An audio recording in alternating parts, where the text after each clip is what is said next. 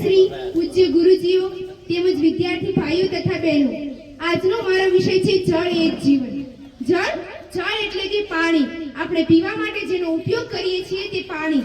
આપણે અનેક રીતે તેનો ઉપયોગ કરીએ છીએ। રસોઈમાં તેનો ઉપયોગ કરીએ છીએ, નાહવા માટે તેનો ઉપયોગ કરીએ છીએ, કપડાં ધોવા માટે તેનો ઉપયોગ કરીએ છીએ, મોટી મોટી મિલો હોય, ફેક્ટરી હોય તેમાં પણ જળનો ઉપયોગ થાય છે। જળ વગર શું મનુષ્યનું જીવન શક્ય છે? તો એકદમ ના। મનુષ્યનું જીવન કદાચ ખોરાક વગર તે 90 દિવસ સુધી રહી શકે છે, પરંતુ જળ વગર તે 90 કલાક પણ રહી શકતો નથી, કારણ કે પાયાના કોષોની જરૂરિયાત માટે તેને જળની જરૂર પડે છે અને સજીવને જીવિત રહેવા માટે જળ તો અનિવાર્ય જ છે। આપણી પૃથ્વી સપાટી પર તો જળનો ભંડાર છે। 71% પર જલાવરણ આવેલું છે, છતાંય આપણે પાણી બચાવવાના આંદોલન કેમ કરીએ છીએ?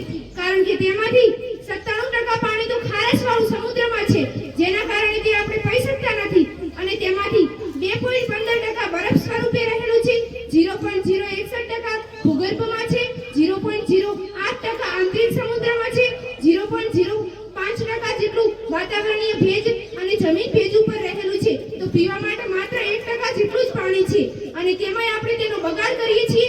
જ્યાં જઈએ તે પાણીનો બગાડ થતો જોવા મળે છે। શું પાણી વગર સૃષ્ટિ રહેશે?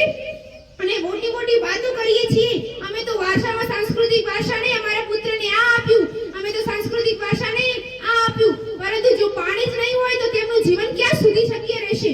પૃથ્વી પર પાણીનો ભંડાર જ છે, પરંતુ તેમાં ખારશવાળું પાણી છે। જલ હે તો કલ હે, જલ હે તો કલ હે। જો જળ હશે તો જ આપણું આવનારું કાળ સફળ બનશે। જલ હે કલ હે, હમારા જીવન હે જલ હે। જો જળ હશે તો જ આપણું જીવન શક્ય છે, કારણ કે જળ વગરનો વ્યક્તિ ક્યાં સુધી જીવી શકે? ખોરાક, હવા અને પાણી તેની પાયાની જરૂરિયાતો છે, અને તે પૂરી પાડે છે ભગવાન।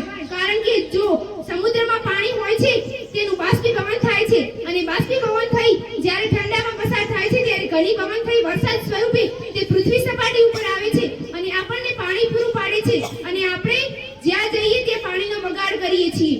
અને વૃક્ષોની વાત કરીએ તો વૃક્ષો જ વરસાદ લાવવા માટે ઉપયોગી છે। મોટા મોટા જંગલો જ વરસાદ લાવી શકે છે, કારણ કે તે જંગલોના પવનોના લીધે વરસાદની માહિતી જોવા મળે છે અને વરસાદ આવતો જોવા મળે છે। તો વૃક્ષોની જગ્યાએ આપણે શું કરી રહ્યા છીએ? અત્યારે કાંટાળી વાળું જ જોઈએ છીએ આપણે તો।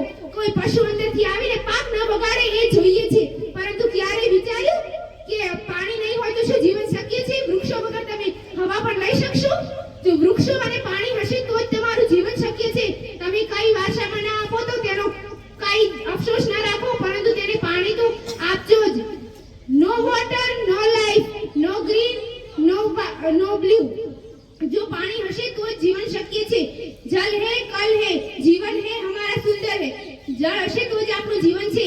માટે મિત્રો, બને ત્યાં સુધી જળનો ઉપયોગ જેટલો ઓછો થાય તેટલો કરવો, અને જે કપડાં ધોવામાં જે ઉપયોગ થાય છે તેનો ઉપયોગ બાગાયતી ખેતી કે જે પાકો હોય તેને આપવો જોઈએ, અને સિંચાઈ કરવી જોઈએ, અને ખેતી માટે જે ઉપયોગી પાણી હોય તેને આપવું જોઈએ, જેથી આપણે પાકો કરી શકીએ। જો ખેતીમાં પૂરતું પાણી નહીં મળે તો શું પાકો ઉત્પન્ન થશે? અને પાકો નહીં થાય તો તમારો ભૂખમરા જેવી સમસ્યાઓ જોવા મળશે। તેથી આપણે સર્વે જળનો ઉપયોગ